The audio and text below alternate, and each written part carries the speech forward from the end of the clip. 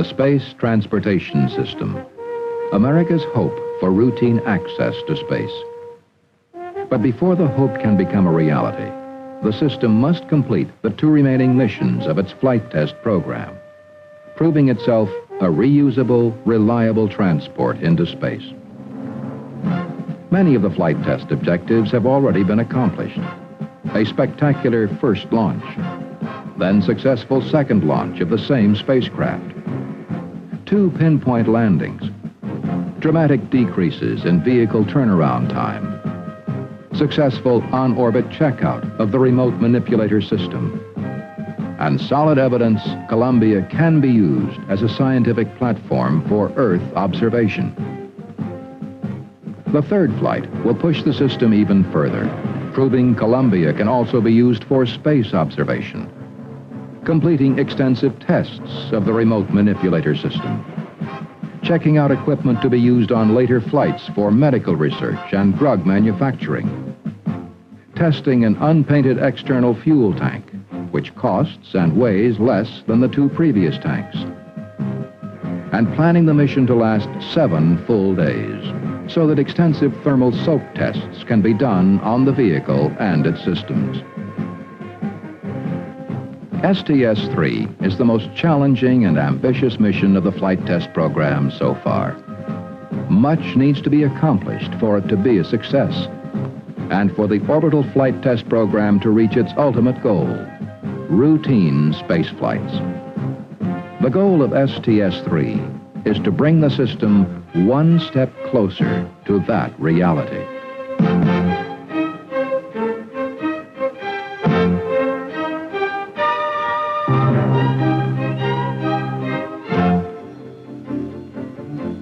Less than 1 week before liftoff, heavy rains at Edwards Air Force Base in California flooded Rogers Dry Lake Bed, making a landing there impossible. It was decided to land the orbiter instead at Northrop Strip, the alternate landing site at White Sands, New Mexico. Northrop Strip is located in the northern part of White Sands National Monument, in the middle of the U.S. Army's White Sands Missile Range. The remoteness of the area, a dry season that alternates with California's rainy season, and the availability of the Army's aircraft tracking network all contributed to NASA's decision to name Northrop Strip as an alternate landing site several years ago. A microwave landing system used by the orbiter during automatically controlled phases of approach and landing was installed on 1 runway. And a stiff-leg derrick was erected for hoisting Columbia atop the 747 aircraft, which would ferry it back to Florida. But the equipment necessary to safe Columbia after landing and prepare it for its trip back to the Cape was still at Edwards Air Force Base, over 1,000 miles from White Sands. And liftoff was only 4 days away. A highly organized, pre-planned operation was set in motion by NASA and implemented by the Department of Defense to move the tons of equipment and supplies from California to New Mexico. 2 trains were chartered from the Santa Fe Railroad for the journey. The cargo reached El Paso, Texas near sunset the 2nd day. There, the Southern Pacific Railroad took over.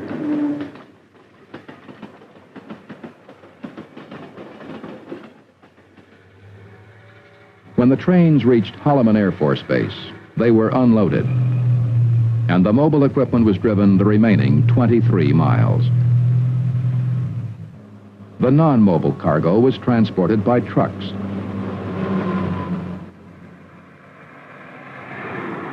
In concert with this operation, a plan to erect temporary facilities on the remote lake bed for support personnel, news media, and the public was also set in motion. A mobility unit from Holloman Air Force Base was called in to build shelters, barracks, a viewing area 5 miles from the landing site for the public, and a press area for the news media. Within 3 days, all construction was complete. Northrop Strip, which before consisted of only a runway and control tower, was now a total encampment, ready to safe Columbia after landing and prepare it for its trip back to Florida. This task could never have been completed without support from both the Army and Air Force. With their help, Northrop Strip was now ready to support the landing. T-minus 15. The sequencer on the orbiter is now controlling the final seconds. 10. We are go for main engine ignition. 8, 7, 6. We have main engine ignition.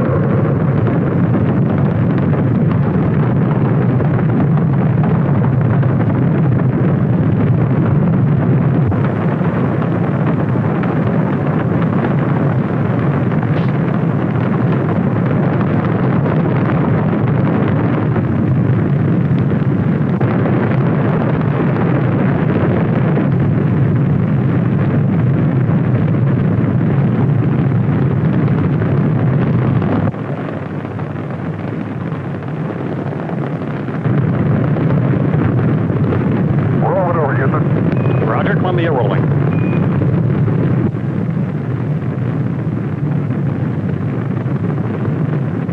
Going to the blue skies. Roger, sounds good.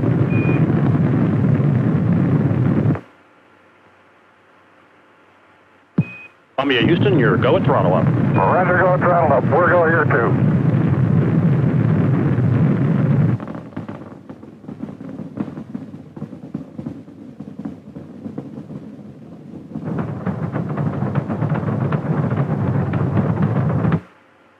Columbia, Houston, negative seats.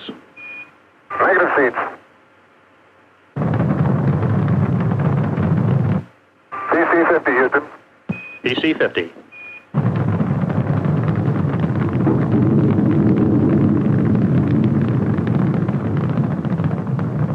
Okay, there's 103.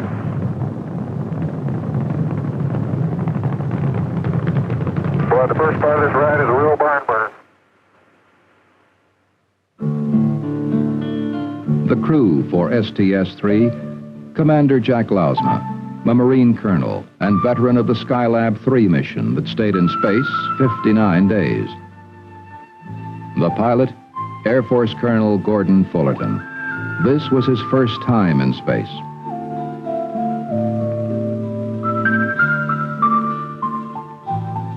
Fullerton was given primary responsibility for the extensive remote manipulator system tests done on this flight.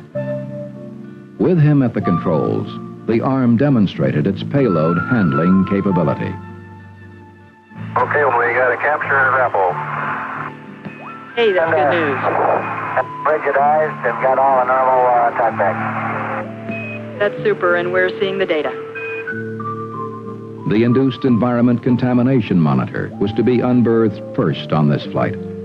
However, the arm's wrist camera malfunctioned, making viewing the contamination monitor very difficult.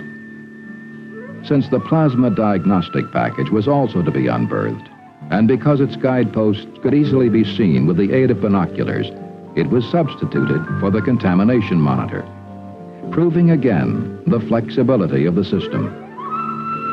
The clearance between the plasma diagnostics package and the other experiments on the pallet was only 2 inches, a tight fit, but one which Fullerton was able to master within 5 minutes. 7 auto trajectories, computer-controlled maneuvers of the arm on an invisible plot were evaluated on STS-3 using the plasma diagnostics package. At the same time, the experiment also measured changes in the plasma field in and around the payload bay as Columbia traveled through the ionosphere, and monitored electromagnetic interference between the ionosphere and electronic equipment on board shuttle. The new knowledge will help scientists understand how larger celestial bodies move through plasmas, and aid engineers in designing sensing equipment for future shuttle experiments. Several times during the mission, The arm and plasma diagnostic package operated in conjunction with a fast pulse electron generator to study the interaction of a stream of electrons emitted into the ionosphere.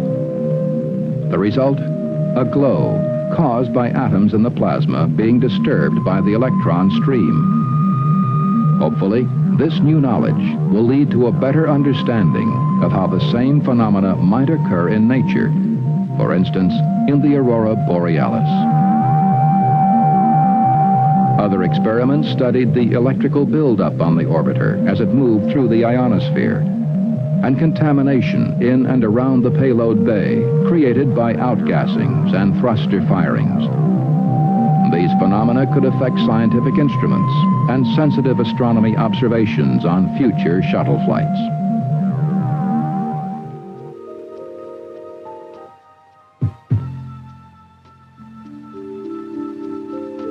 On board, research in life sciences involved several instruments which were stored on the middeck. The plant lignification and weightlessness experiment was a preliminary study of lignin growth in zero gravity. It is hoped that in the absence of gravity, woody plants might produce less lignin, an indigestible skeletal substance which provides upward growth, and instead produce digestible nutrients such as proteins and carbohydrates. A study of insects in flight was also done on STS-3. Commander Lausma prepared to examine the effects of weightlessness on some bees, moths, and flies, while on the ground, the principal investigator, high school student Todd Nelson from Rose Creek, Minnesota, did the same. Todd, who designed and developed the experiment himself, was one of 10 finalists in the National Space Shuttle Student Involvement Project, a joint venture of NASA and the National Science Teachers Association. His experiment flew on STS-3. The other finalists' experiments will fly on later flights.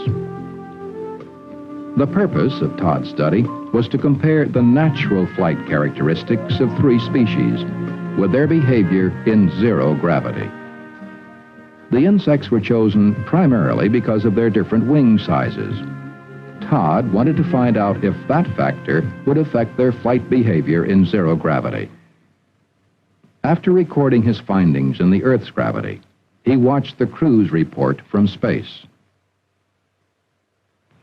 Okay, hello there, space fans. Here we are in the good ship Columbia, speeding over the United States at 150 miles, flying pretty fast, about 5 miles per second. But there are some among us who are actually flying faster than we are. And in this box, they're not only flying along with us, but they are flying themselves. So they're actually going a lot faster than we, I think. Most of them have positioned themselves around the periphery of the box or fastened themselves onto something. And unless we agitate them a little bit and make them get going. Now, it seems like the moths are doing a little better than the bees. The bees are just sort of tumbling around without flapping their wings. But the moths, every once in a while, you can see that one flying right there. He seems to have adapted to some degree to zero gravity. And there are a few bees like this one here. He's just floating around. He's taking the easy way out like Gordo is now. You don't see Gordo flapping his wings in zero G. Todd gathered much data from his experiment, and with the aid of his sponsor, the Avionics Division of Honeywell Incorporated, will report the findings in a paper to the National Science Teachers Association.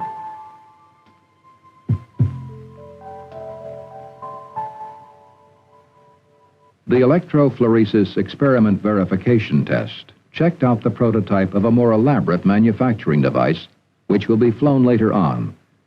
The device separated chemical agents in fluids. Hey, ladies and gentlemen, good evening and good afternoon, space fans. I'd like to tell you what we're doing here in the Space Shuttle Columbia. We're speeding over the world at about 17,500 miles per hour, now over the United States. And we're doing some medical experiments, among other things. This one I have right here is called an electrophoresis experiment. It simply is a electrical way to separate out various chemical agents that cannot be separated out very easily on the ground. And it's a very expensive process. However, in zero G, these chemical agents can be separated out and used for various pharmaceutical and other medical purposes. But basically what we have here is a tube and process.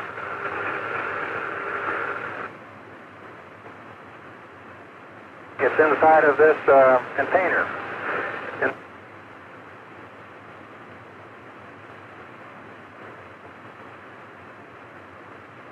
The tube is just like this and has a fluid inside, which is actually a carrier for the agent which is being separated out.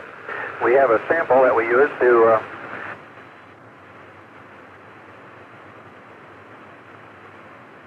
place right in this slot in here, and the sample is contained in a freezer.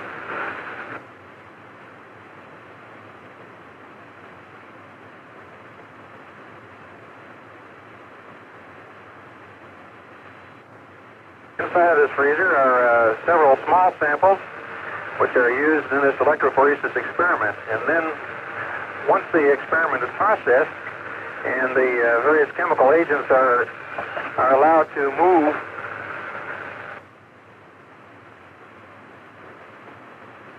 along this tube and are separated out, when the process is completed in about an hour, then the whole sample is frozen and it is then taken and placed back in this cryo freezer for analysis back on the ground. But this is a forerunner of a pharmaceutical experiment, and I think that this will be one of the major experiments and one of the major industrial uses of space in the future is in the area of pharmaceuticals, and this is just a forerunner of one, and it looks like it's working very well, and we'll have very promising results. So we're glad to have you with us today, and we hope that you will keep following the flight of the Columbia as we go on for the next week. Here comes the studio TV technician down to put in a brief appearance here. Sally? Is that the vampire that goes with the red blood cells? Something like that. In some of the most important tests of the mission, thermal soaks of Columbia, the vehicle was maneuvered into an attitude relative to the sun, which exposed the structure to either extremely hot or extremely cold temperatures. Mission controllers determined the effect of the soaks on the vehicle and its systems by monitoring the readings of temperature-sensitive instrumentation located at various places on the orbiter's structure. They also devised a simple way to display the attitude of Columbia in relation to the sun using a device called the thermodillo, so named because the object representing the orbiter is a popular animal in Texas, the armadillo. The position of the armadillo represented the attitude of the vehicle, and the flag reported its thermal status. The bottom part of the device, called the consumadillo, showed the status of consumables throughout the flight. After maintaining attitude for an extended period of time, the payload bay doors warped temporarily, which was expected because of the extreme temperatures encountered. To measure the exact amount of warpage, the doors were put in the closed position.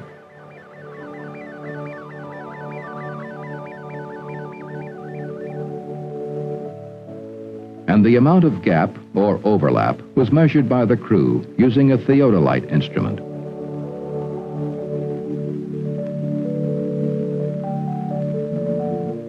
Then the doors were reopened for the next thermal test. The astronauts reported much less warpage than was predicted by pre-flight engineering studies. Good news to flight planners and commercial users for future shuttle flights.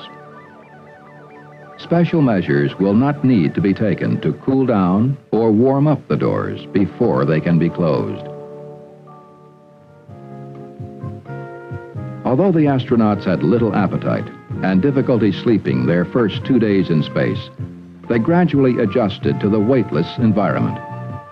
Klausma suffered motion sickness, and Fullerton experienced loss of appetite, a side effect of the motion sickness pill he took pre-flight. The flight surgeon prescribed food and sleep, and mission planners scheduled a less strenuous workload for Flight Day 3 so that the astronauts could recuperate. The first zero-gravity treadmill was used on STS-3. It was designed by astronaut William Thornton to simulate running in an Earth gravity. Since the muscles do not have to work as hard in zero gravity, regular exercise must be maintained. For their welcome home, the crew wanted to look their best. With only one personal hygiene area on board, Jack and Gordon had to take turns. In fact, because of the limited storage space on board, the crew shared almost everything with each other.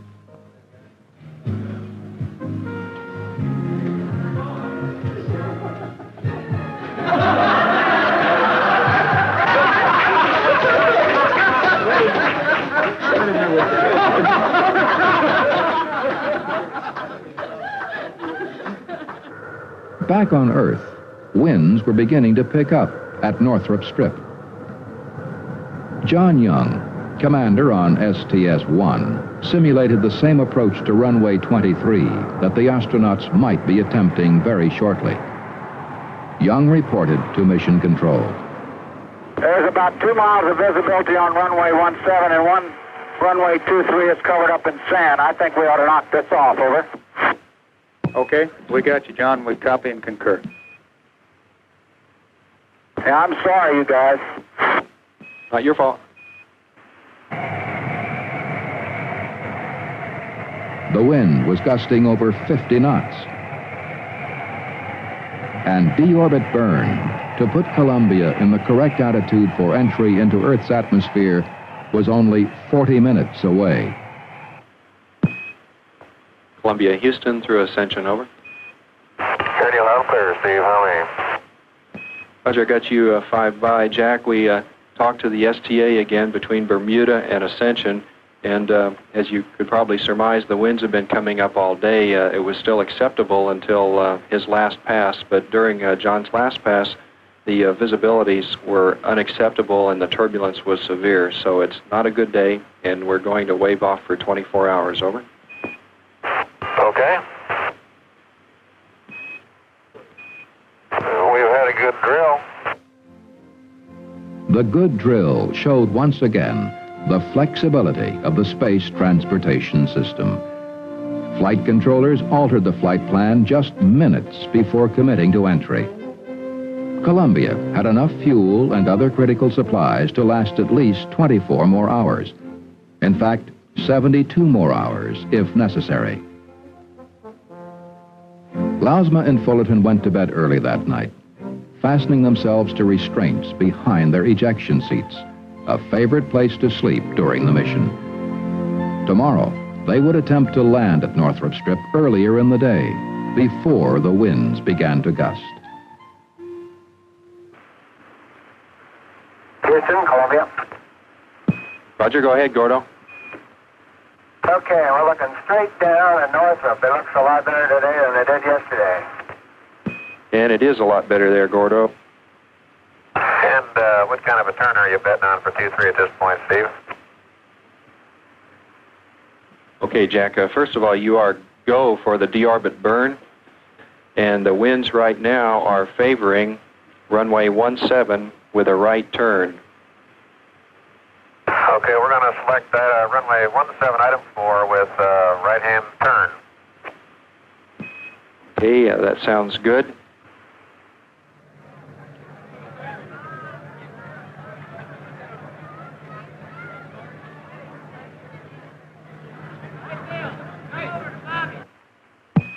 Columbia, Houston, through Buckhorn, configure AOS. Okay, we're reading you loud and clear. We got the PTI so far, and take a look at our ground track and nav, please. Roger, energy and ground track are good, and nav is great, Jack. That's good news, Steve. Thank you. This is really a beautiful flying machine. Columbia, Houston, have an update on winds and weather when you're ready. Go ahead. Roger, a high scattered cirrus deck over the field. Surface winds 180 at 11, altimeter 3003. Over. Okay, I got them. Columbia Houston, show you intersecting the hack now, passing 26,000. Looks good. Columbia Houston winds 190 at 14. Wind, where you go?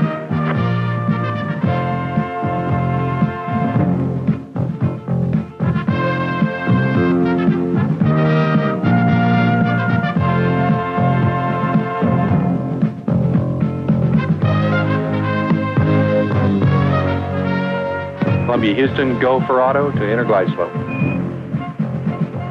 Okay, we're in auto, Houston. Roger.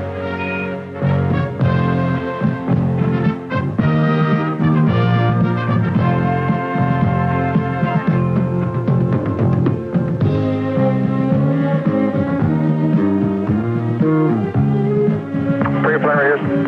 Roger.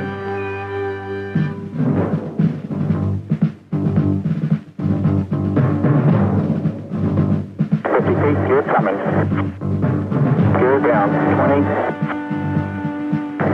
10, 5, 4, touchdown. Nose gears. 10. Nose gears 5, 4, 3, 2.